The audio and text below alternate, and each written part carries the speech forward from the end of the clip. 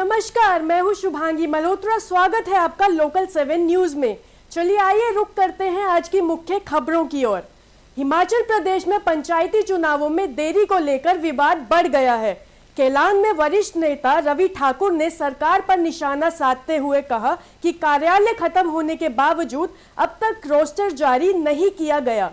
उन्होंने आरोप लगाया कि 31 मार्च और 7 अप्रैल की डेडलाइन गुजरने के बाद भी कार्रवाई ना होना सरकार की मंशा पर सवाल उठाता है। उन्होंने जल्द रोस्टर जारी कर चुनाव कराने की मांग की है। वहीं लाहौल स्पीति में बीआरओ द्वारा बर्फ हटाने का काम तेज है और जल्द स्पीति घाटी का मार्ग बहाल होने की उम्मीद है। हिमाचल सरकार पर मुझे कई बार हैरत होती है इनके जो जिस तरह से कार्य प्रणाली है, क्योंकि आप देखेंगे कि पूरे भारतवर्ष में एक तरफ तो कांग्रेस ये एलिगेशन लगाती है कि हमारा मतदाता जो है वो सही तरीके से प्रतिक्रिया नहीं चल रही है, उसमें टेम्परिंग कर रही है बीजेपी सरकार। और यहाँ हिमाचल प्रदेश में हम देख रहे हैं जो कि हमारे बिल्कुल नाक के नीचे है, अभी तक रोस्टर बना के नहीं दिया जा रहा है, जबकि पंचायती राज का समय हमें पूरा हो गया है और कोर्ट से भी न्यायालय से भी ये निर्देश है कि जल्द से जल्द किया जाए और 31 मार्च की डेट दी थी, अब डेडलाइन 7 की है। तो इनकी ढील ढिलैया जो रवैया है ये इनके दिल में है कि हमने कराना ही नहीं है पंचायती राज, क्योंकि अब पंचायती राज करा दिए चुनाव तो हमारा दूध का दूध पानी का पानी हो जाएगा और सारी जनता में इनका ये खो देंगे अपना जो इनकी मेजॉरिटी है, इस तरह से इन्हें महसूस हो रहा है। तो ये बड़े खेद की बात है और मैं चाहता हूँ कि इसको जल्द से जल्द रोस्टर तैयार किया जाए और हमारे जो मतदाता है उनको अपना जो हक है मिलना चाहिए, ये मैं चाहता हूँ। और दूसरा, जहाँ तक हमारे लाहौल स्पीति के अंदर स्नो क्लियरेंस की बात है, पूरे लाहौल घाटी में बीआरओ ने बहुत तरीके से स्नो क्लियरेंस किया है, मगर अभी स्पीति घाटी का होना बाकी है स्नो क्लियरेंस, क्योंकि अभी फिलहाल वहाँ पे कार्य चल रहा है और सारा काम अभी हमारे प्राइवेट कंपनीज के पास है। बहुत जोरों से वहाँ पे इसका चौड़ा भी किया जा रहा है, वहाँ सड़क 2 लेन हो रही है और उसे कलवटे हैं और जो ब्रेस्ट वॉल है, रिटेनिंग वॉल है, वो सारी लगाई जा रही हैं। तो कंपनी और इनमें अभी तालमेल बैठा है, मगर जो पहले जिस तरह से रास्ते खुलते थे जून जुलाई में जाके, तो अभी तक वो कंपनी को यही निर्देश जिस तरह से पहले था वही था। तो अभी लोगों के कहने पे उन्होंने अभी तैनात किया है, बीआरओ के कहने पे कंपनियों ने डोजर्स आ गए, मशीनें आ गई और मेरी भी बात हुई है चीफ इंजीनियर से जल्द स्पीति का रोड क्लियरेंस भी किया जाएगा और अगले वर्ष से तालमेल बिठाया जाएगा, क्योंकि वहाँ पे ये जो कार्य चल रहा है 1400 करोड़ जो आया है इसके लिए एसकेजी मार्ग के लिए, वो कार्य चल रहा है, तो ये हमेशा के लिए पक्का काम होगा। और एक चीज़ मैं और आप सबके संज्ञान में लाना चाहता हूँ कि अभी हाल ही में जो किरण रिजिजू जी ने दौरा किया था पिछले वर्ष और यहाँ पे 250 करोड़ दिया था, जैसे कि केलोंग के अंदर ही आपका सीवरेज प्लांट के लिए दिया है। अभी इनके विभाग से इनके जॉइंट सेक्रेटरी आए हैं और व्यापक दौरा कर रहे हैं, फील्ड विजिट्स कर रहे हैं। उन्होंने प्रशासन से भी समीक्षा की है यहाँ कार्यों की, और ज़्यादा जो हमारी डिमांड्स थी पीछे किरण रिजिजू जी आए थे जो दी थी उसके संपन्न करने के लिए आइस स्केटिंग रिंग हमारा सिस्सू में, आइस स्केटिंग रिंग हमारा जिस्पा में और लद्दाख में भी दे रहे हैं आइस स्केटिंग रिंग बहुत बड़ा। और इसी तरह से स्किल डेवलपमेंट के लिए जो कि मासेस जिसमें इन्वॉल्व होंगे उनके लिए भी बजट आ रहा है। और यहाँ पे शेफ जैसे पहाड़ी शेफ रखे जाएंगे तकरीबन 800 के करीब, उनको भी एक ट्रेनिंग दिया जाएगा। इसी तरह से और भी ज़्यादा मोनेस्ट्रीज़ के लिए, कोई 15 मोनेस्ट्रीज़ के लिए दोबारा से बजट दिया जा रहा है जो कि करोड़ों रुपए में होगा। तो इस तरह से हमारा भारत सरकार से माइनॉरिटी का खास ध्यान रखा जाएगा।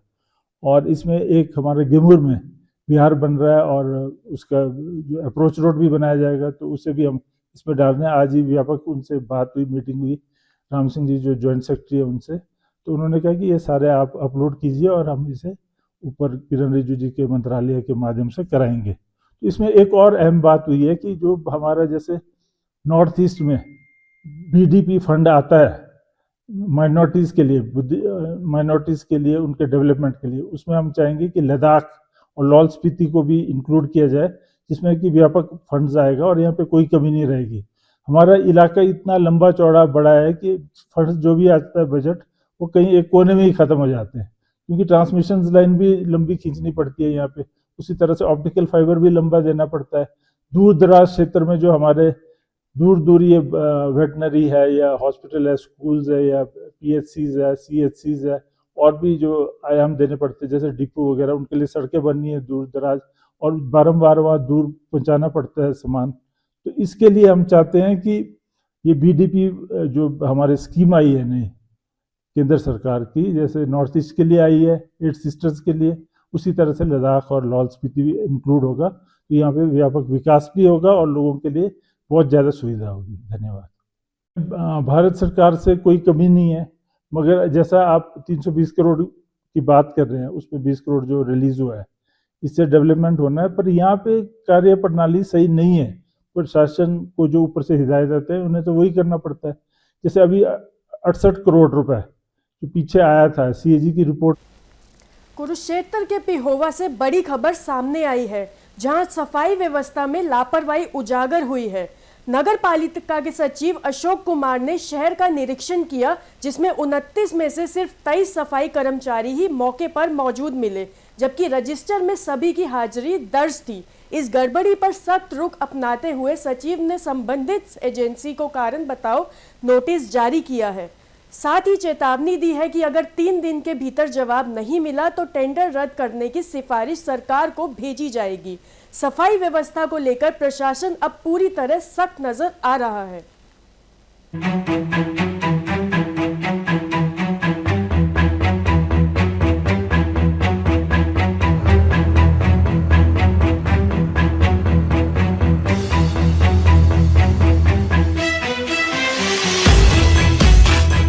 मेरे द्वारा सर्वेक्षण को लेकर शहर में सफाई व्यवस्था को लेकर विजिट की गई थी और सभी दरोगा और सुपरवाइजर की मैंने आज बैठक ली और बैठक में देखा गया और मैंने वहाँ पर फील्ड में जाकर चेकिंग की, तो जिसमें हमारे पोर्टल पर 29 सफाई कर्मचारी दर्शाए हुए थे और लेकिन वर्तमान में वहाँ पर 23 फील्ड में कार्य कर रहे थे और उस एजेंसी के खिलाफ मैंने लिख दिया है और उससे जवाब मांगा है। 3 दिन में अगर संतोषजनक जवाब नहीं आया तो उसका टेंडर रद्द करने के लिए सरकार को लिख दिया जाएगा। सर कहाँ की एजेंसी है क्या?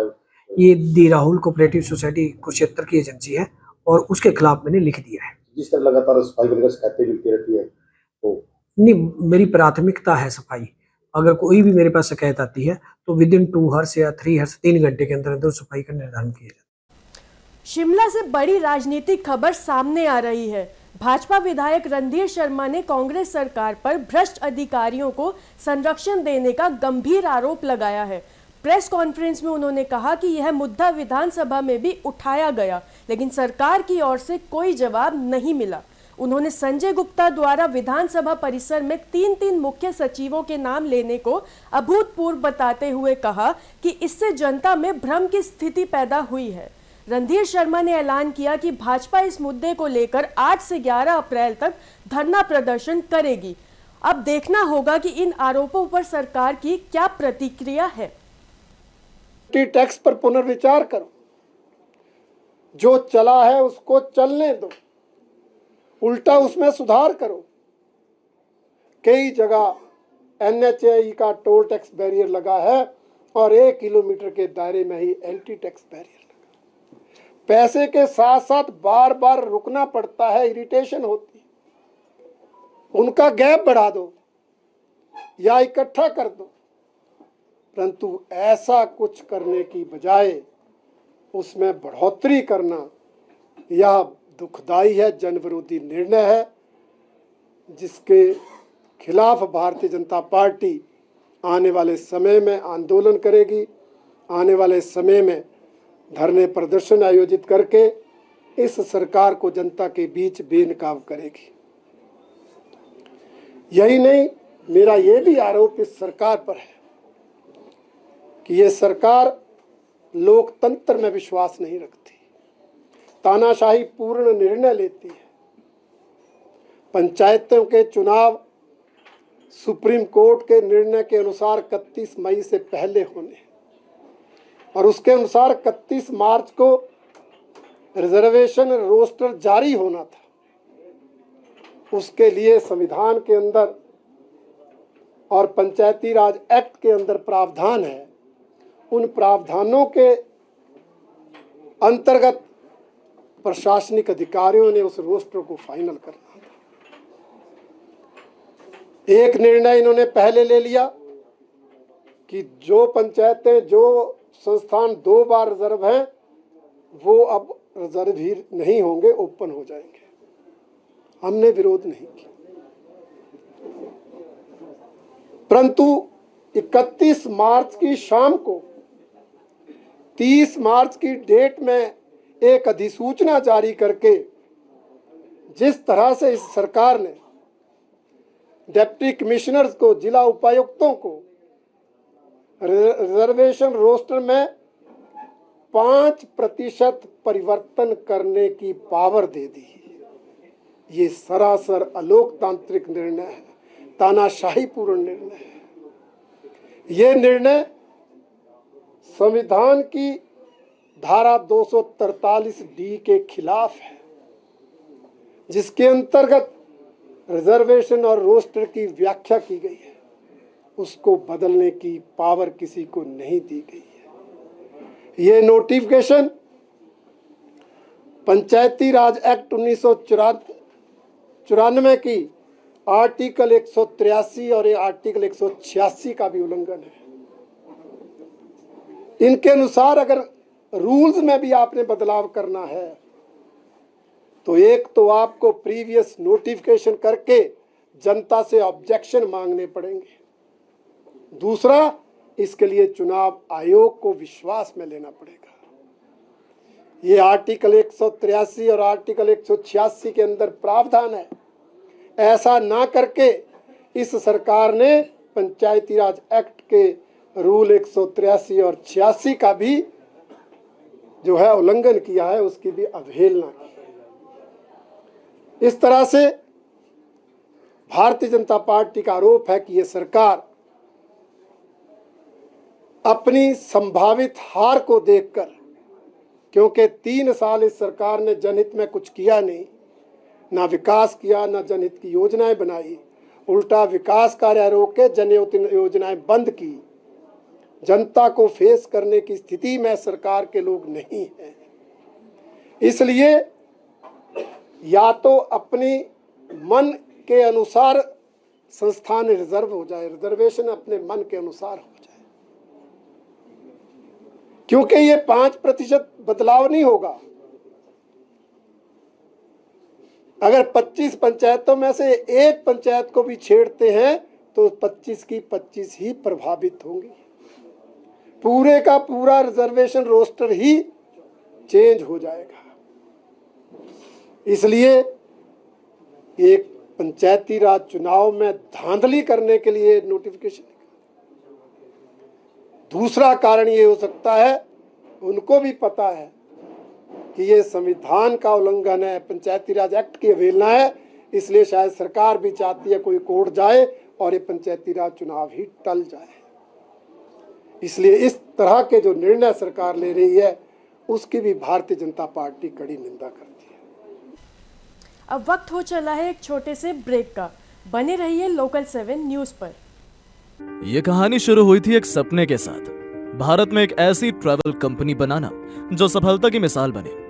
धीरे धीरे ये सपना एक लक्ष्य बना और फिर एक लेगेसी। ये कहानी है फ्लाई शॉप की। 2013 में हमने दिल्ली में एज अ ट्रैवल एजेंट अपने सफर की शुरुआत की। धीरे धीरे हमने कॉर्पोरेट ट्रैवल में भी कदम रखा और अपनी पहचान बनाई। हमने ट्रैवल इंडस्ट्री की बारीकियों को समझा और महसूस किया कि ट्रैवल एजेंट्स को मैनुअल प्रोसेस, लिमिटेड ऑप्शंस और बिजनेस को डिजिटल बनाने जैसी कई चुनौतियों का सामना करना पड़ता है। यही समझ हमें एक नई राह पर ले गई, एक ऐसा B2B ट्रैवल प्लेटफॉर्म बनाने की जो हर ट्रैवल एजेंट को आत्मनिर्भर बनाए। नए अवसरों और चुनौतियों के बीच हमने B2B travel portal, API services जैसे सॉल्यूशंस पेश किए। इससे ट्रैवल एजेंट्स को अपना बिजनेस कम इन्वेस्टमेंट में ऑनलाइन ले जाने का मौका मिला। 2019 में हमारी मेहनत रंग लाई जब फ्लाई शॉप को most customer friendly company of the year का अवार्ड मिला। तब तक हम कई ट्रैवल एजेंट्स के साथ काम कर रहे थे। फिर कोविड आया और सभी एजेंट्स के लिए बिजनेस करना नामुमकिन सा हो गया। लेकिन फ्लाई शॉप रुका नहीं। हमने इंडस्ट्री को समझा और एक ऐसा डिजिटल प्रोडक्ट बनाया जिससे एजेंट्स बेहद कम इन्वेस्टमेंट में अपने कस्टमर्स को ऑनलाइन सर्विस दे सके। आज 900 से ज्यादा व्हाइट लेवल पार्टनर्स अपने बिजनेस को सफलतापूर्वक बढ़ा रहे हैं और fly shop 24,000 plus travel agents और 100 प्लस API पार्टनर्स के साथ इंडस्ट्री में नए स्टैंडर्ड सेट कर रहा है। हमारा मिशन है हर ट्रैवल एजेंट और बिजनेस ओनर को सशक्त बनाना।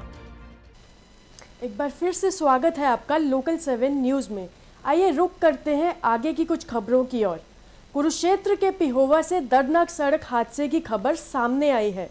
गांव हरिगढ़ भौरक के पास एक तेज रफ्तार कार ने मोटरसाइकिल को पीछे से जोरदार टक्कर मार दी, जिसमें 20 वर्षीय जसप्रीत सिंह गंभीर रूप से घायल हो गया।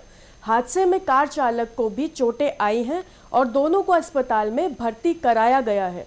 बताया जा रहा है कि हादसे के समय कार चालक के नशे में होने की आशंका है, जिसके चलते उसका ब्लड सैंपल लिया गया। फिलहाल पुलिस मामले की जांच में जुटी है।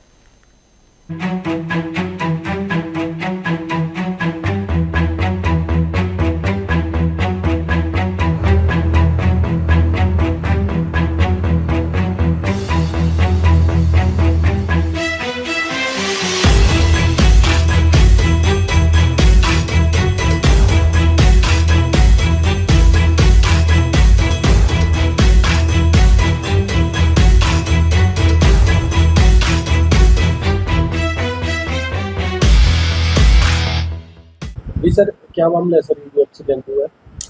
हमें एक्सीडेंट की खबर मिली थी।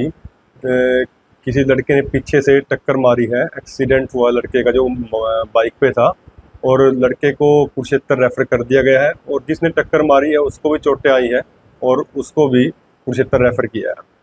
तो सर क्या कोई अपनी दरखास्त आती है? हाँ, उन्होंने दरखास्त दी है, पुलिस अपनी कार्रवाई कर रही है जैसा भी होगा। जी डॉक्टर साहब, क्या नाम है सर आपको? डॉक्टर अजय सिंह। सर क्या मामला है सर, ये जो वायरल किया? पुलिस वाले एक व्यक्ति को लेके आए हैं जिसके ऊपर एक टक्कर मारने का आरोप है। तो सर क्या नाम है व्यक्ति का? व्यक्ति का नाम हरपाल सिंह है। कोई टेस्ट वगैरह सर? उसके हमने ब्लड सैंपल ले लिए हैं। हमें शराब के पीने की सस्पेक्शन है, उसके लिए हमने सैंपल ले लिए हैं और वो आगे हम फर्दर भेज। पंचकुला से इस वक्त की बड़ी खबर सामने आ रही है। राज्य सतर्कता एवं भ्रष्टाचार निरोधक ब्यूरो हरियाणा ने कोटक महिंद्रा बैंक केस से जुड़े आरोपी विकास कौशिक को गिरफ्तार कर लिया है। आज आरोपी को पंचकुला की CGMIC कोर्ट में पेश किया गया, जहां ACB ने 7 दिन के पुलिस रिमांड की मांग की। हालांकि कोर्ट ने आंशिक राहत देते हुए विकास कौशिक को 4 दिन के पुलिस रिमांड पर भेज दिया है। अब इस मामले में पूछताछ के दौरान कई बड़े खुलासे की उम्मीद जताई जा रही है।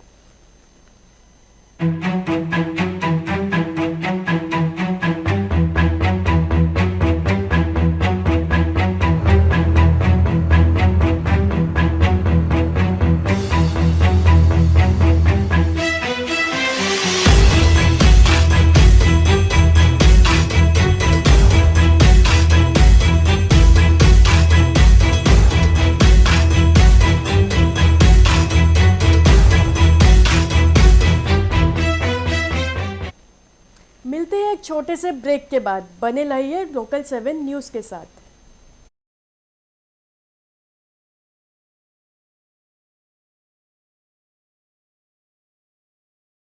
स्काई इंडस्ट्रियल पार्क की शुरुआत हमने एक सोच के साथ की, युवाओं को रोजगार की ओर ले जाना, क्योंकि देश की सबसे बड़ी सेवा है रोजगार पैदा करना। आज का युवा नौकरी के पीछे भागते भागते जिंदगी लगा देता है, और स्काई इंडस्ट्रियल पार्क एक नया युग है जहां नौकरी नहीं बल्कि रोजगार पैदा होते हैं। हरियाणा के गोहाना में स्थित यह प्रोजेक्ट फ्री जोन लैंड पर विकसित किया गया है और दिल्ली NCR का सबसे पीसफुल इंडस्ट्रियल लोकेशन माना जाता है, जो सोनीपत, पानीपत, रोहतक और जींद जैसे सभी प्रमुख जिलों के बीचों बीच है। दिल्ली से डायरेक्ट रोड कनेक्टिविटी के साथ 352A, जयपुर चंडीगढ़ हाईवे और GT रोड सिर्फ कुछ किलोमीटर की दूरी पर हैं। साथ ही मारुति सुजुकी फैक्ट्री खरखोदा के बेहद नजदीक स्थित हैं। ये प्रोजेक्ट 100% कानूनी और सरकारी अनुमोदित है, जहां बिल्डिंग और मशीनरी पर सरकारी सब्सिडी उपलब्ध है और बिल्डिंग कंस्ट्रक्शन के लिए बैंक लोन की सुविधा भी मौजूद है। यहाँ रजिस्ट्री, म्यूटेशन और नोसी पहले करवाई जाती है और पेमेंट बाद में ली जाती है, क्योंकि आपकी सिक्योरिटी हमारी जिम्मेदारी है। केवल 21% पेमेंट पर आपको प्लॉट का इमीडिएट पोजेशन मिलता है और सेल डीड सीधे आपके नाम होती है, जबकि बैलेंस 79% पेमेंट आप 12 equal interest free monthly instalments में आराम से कर सकते हैं। स्काई इंडस्ट्रियल पार्क में एंड यूजर्स को प्रायोरिटी दी जाती है ताकि ज्यादा से ज्यादा फैक्ट्रीज और गोडाउन्स लगें, और जो निवेशक अपनी फैक्ट्री या गोडाउन बनाते हैं उन्हें 10 रुपए प्रति स्क्वायर फीट के हिसाब से 65,000 रुपए प्रति माह तक का एश्योर्ड रेंट पूरे 12 महीनों के लिए दिया जाता है। लगभग 100 एकड़ में फैले इस प्रोजेक्ट में 400 से 500 फैक्ट्रीज की क्षमता है, जिससे 4,000 से 5,000 युवाओं को रोजगार देने का हमारा लक्ष्य है। 24 घंटे 7 दिन सुरक्षा, 15 फीट ऊंची boundary wall, multiple entry gates, club house, sports courts और प्योर देसी फूड जैसी सुविधाओं के साथ यह एक कंप्लीट इंडस्ट्रियल इकोसिस्टम है। स्काई इंडस्ट्रियल पार्क, आपके भविष्य का मजबूत आधार। आज जुड़िए और कल को मजबूत बनाइए। एक बार फिर से स्वागत है आपका लोकल 7 न्यूज़ में। आइए रुक करते हैं अगली खबर की ओर। देवरिया में बड़ा हादसा सामने आया है। निर्माणाधीन भवन की दीवार गिरने से 2 मजदूरों की मौत हो गई। कई अन्य मजदूर घायल हुए हैं, जिनका इलाज जारी है। घटना के बाद राहत बचाव कार्य चलाया गया। पुलिस ने मामले की जांच शुरू कर दी है।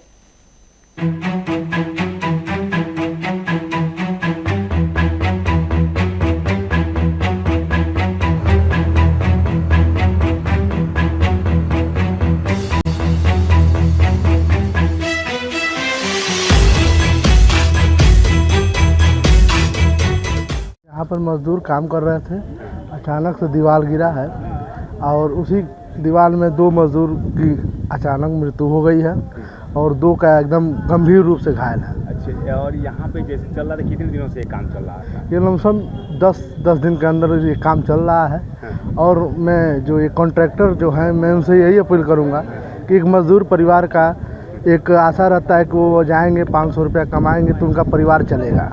तो हम इन लोगों से जो कॉन्ट्रैक्टर हैं इनसे यही निवेदन करेंगे। घटना हुई है? हाँ, ये घटना कहाँ हुई है, किस जगह है? ये नगर पालिका रोड, तहसील रोड पे वो घटना हुई है। और मैं कॉन्ट्रैक्टर जी से यही निवेदन करूंगा कि उनके परिवार को सहायता दें कि आने वाले भविष्य में उनके परिवार को। क्या नाम है आपका? मेरा नाम विकास भास्कर है। गोविंद प्रसाद नाम था उनका। कौन है आपके? बड़े भैया। कब से काम कर रहे थे? सुबह से काम कर रहे थे, हमको 12-1 बजे तक मालूम चला। क्या हुआ है? अभी वो है नहीं। कैसे हुआ घटना? हम थे नहीं, पता चला कि दीवार गिर गया, उसमें दब गया। उससे ज़्यादा हमको कुछ मालूम नहीं है। कौन कौन है उनके परिवार में? उनके परिवार में हम हैं, बड़े एक और बड़े भाई हैं और वो थे, बस मम्मी है, पापा है। शादी नहीं हुआ। आपका नाम क्या है? सूरज कुमार। आदमी तो सही मतलब बच जाएंगे ना, वो यानी कि गोड़ टूटल बा और ये लोग के घाव लगल बा, ये लोग सही हो जाएंगे। एक उम्र का आदमी के तो कोनो वो कहाँ के थे लोग? बतालपुर साइड के हुआ, जिनके सीरियस का हमारे भी कल खत्म हो गया। हाँ, वही एक ही मर रहे हैं। तो अगली खबर भिवानी से आ रही है। भाजपा नेता कैप्टन अभिमन्यु ने कांग्रेस पर निशाना साधा। उन्होंने कहा कि राज्यसभा चुनाव में क्रॉस वोटिंग से कांग्रेस की सच्चाई सामने आई। एचपीएसपी भर्ती को लेकर भी बेहतर व्यवस्था की बात कही। किसानों के मुद्दों पर सरकार के फैसलों का समर्थन किया।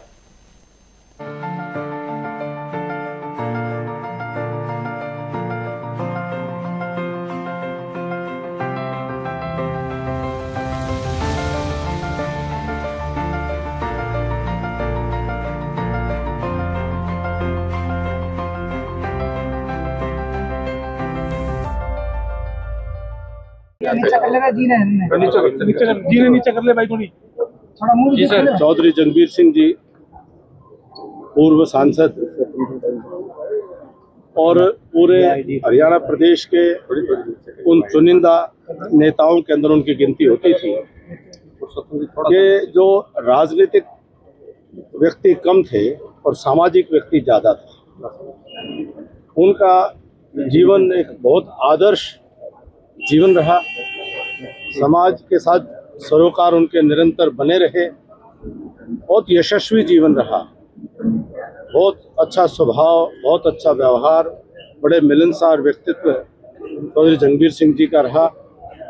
और मुझे विशेष रूप से उनके प्रति आदर इस कारण से भी था कि वो पूर्व सैनिक थे। 2 युद्धों में उन्होंने देश के लिए उस युद्ध के अंदर लड़ाई में हिस्सा लिया था। मेरे स्वर्गीय पिताजी के साथ उनकी बड़ी गहरी मित्रता भी थी। परस्पर एक दूसरे से विभिन्न सामाजिक विषयों पर चर्चा भी करते थे और पूरे परिवार का पीढ़ियों से अब हमारे भाई कमल प्रधान जी, हरकेश जी और नई पीढ़ी का एक आपस में बहुत गहरा संबंध है। बहुत उनके जाने से मन में गहरा दुख भी है और साथ साथ इस बात का गर्व की अनुभूति भी है कि एक महान व्यक्तित्व के साथ हमारा संपर्क और संबंध रहा। और इस हरियाणा की माटी से, गांव से, देहात से निकल करके और देश की संसद तक पहुंचने का रास्ता जो सहजता पूर्वक चौधरी जंगबीर सिंह जी ने उसको तय किया, मैंने उनको कभी भी जीवन के अंदर इस बात को लेकर के गर्व और घमंड करते हुए नहीं देखा कि जितनी उन्होंने मुकाम हासिल किए थे, बहुत ही विनम्र जीवन उन्होंने जिया। उनके साथ एक बहुत बड़ी यादों का, स्मृतियों का एक खजाना हमारे हृदय में सदा रहेगा। उनकी आत्मा को परमपिता परमात्मा शांति प्रदान करे और समस्त परिजनों को यह असीम कष्ट सहने की शक्ति प्रदान करे। सर, महीने पहले आप भिवानी आए थे, तब राज्यसभा को लेकर कहा था कि आप दोनों सीटों जीतने का सपना देख रहे हैं। कहीं ना कहीं वही खेला हो गया, बाई चांस एक खेला कर गई बीजेपी पूरा। अब वो आज़ाद उम्मीदवार थे। आज़ाद उम्मीदवार में कांग्रेस के कुछ साथियों ने उसमें सहयोग देने की जो प्रक्रिया हुई, तो अब वो उसमें कहाँ क्या, किसका कैंसिल हुआ, किसका नहीं, इसकी तो जानकारी नहीं। लेकिन जो है पूरा मुकाबला रोचक रहा और कांग्रेस की जो अंदरूनी स्थितियां हैं वो फिर तीसरी बार उन्होंने अपना चमत्कार राज्यसभा के चुनाव में दिखाने का काम किया। सर, सहयोग कैसे दिया? पद के लालच में या पैसे के लालच में? जो वो तो वो बताएंगे, लेने वाला बताएगा, देने वाला बताएगा, करने वाला बताएगा, कराने वाला बताएगा। कितनी फसलों की खरीद शुरू हो चुकी है, ये बायोमेट्रिक ली जा रही है, किसानों के ट्रैक्टरों के नंबर लिए जा रहे हैं, तो इस प्रकार की प्रक्रियाएं बड़ी जटिल बना दी गई है। क्या मानते हो आप, क्या ये प्रक्रिया सही है, इसमें कुछ बदलाव कर सकते हैं? देखिए, जो विषय ध्यान में आ रहे थे, जो पूरे सारे विषयों को मैंने देखा है कि इसमें निरंतर इस प्रकार की शिकायतें आ रही थी कि हर वर्ष की खरीद में एक हिस्सा ऐसा है कि जो बाहर से आकर के और उसके अंदर एक प्रकार की तिजारत करके और उसमें किसान का कहीं ना कहीं नुकसान होता था। क्योंकि बाहर से अगर अनाज आएगा, बाहर से और उसकी खरीदी होगी, तो जो हमारा स्थानीय किसान है उसके हकों पर कहीं ना कहीं उसमें नुकसान होगा। तो सरकार एक अच्छी नीयत से कोई नई प्रक्रिया के तहत हरियाणा के किसानों को लाभ पहुंचाने की कोशिश कर रही है, तो उसमें नई कोशिश में कमियां कभी कभी निकल जाती हैं। लेकिन अच्छे लोगों को प्रयास ये करना चाहिए कि नए प्रयोग को मिल करके सफल बनाएं और उसकी आलोचना भी उसमें सफल बनाने में एक सहयोग होता है। किसी को आलोचना भी करनी है, कोई कमी है तो कमी भी बताएं, लेकिन जो प्रयोजन है, जो मकसद है कि अपने हरियाणा के किसानों को उनकी फसल का एक एक दाना वह सरकार खरीद सके और बीच में कोई बाहर से कोई खरीद कर ला करके और बीच में कोई गड़बड़ ना कर सके। तो लक्ष्य अच्छा है, हरियाणा कर रहे हैं किसानों की आपने बात की, हरियाणा के जवानों की बात अब कहीं ना कहीं करें, रोजगार को लेकर के HPSC में। अगली खबर यमुनानगर से। नगर निगम क्षेत्र में विकास कार्यों को गति दी जा रही है। मेयर और विधायक ने 1.5 करोड़ के प्रोजेक्ट का शिलान्यास किया है। वार्ड 8 और 10 में सड़क, नाली, पार्क का काम होगा। अधिकारियों को तय समय में काम पूरा करने के निर्देश दिए गए हैं।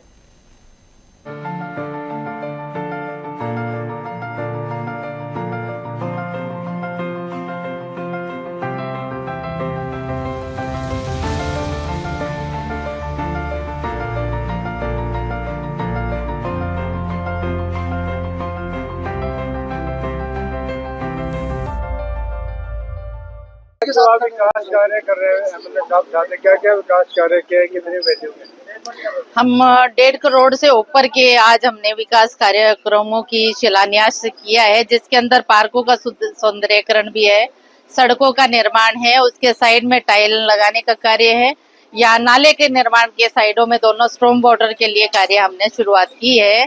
और वैसे तो पूरे 1 साल से ही हम इन कार्यों के ऊपर लगे हुए हैं, जिसके अंदर हम नियर अबाउट 150 करोड़ के कार्य जो हैं नगर निगम शहर के विकास के लिए, विभिन्न प्रकार के डेवलपमेंट के लिए कर चुका है। और आगे भी हमारे प्रयास जारी हैं, जहां पर भी आवश्यकता रहेगी हमारे विधायक जी के सहयोग से और हमारी ट्रिपल इंजन जो सरकार है वो पूरे प्रयास करेगी कि यमुनानगर जो जिला है वो बहुत सुंदर बने और हरियाणा के अंदर इसका सुर्खियों में नंबर 1 पर नाम आए। इस प्रकार की उम्मीद और कामना।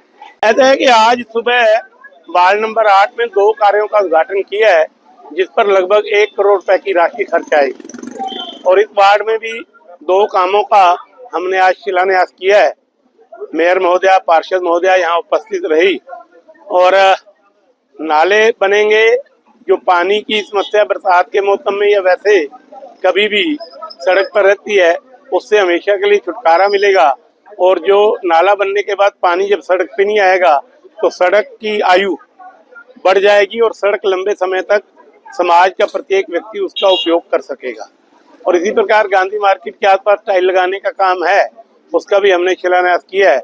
निश्चित रूप से नगर के विकास में आज के सारे शिलान्यास एक महत्वपूर्ण भूमिका निभाएंगे। फिलहाल इस बुलेटिन में मेरे साथ बस इतना ही। देखते रहिए लोकल 7 न्यूज़।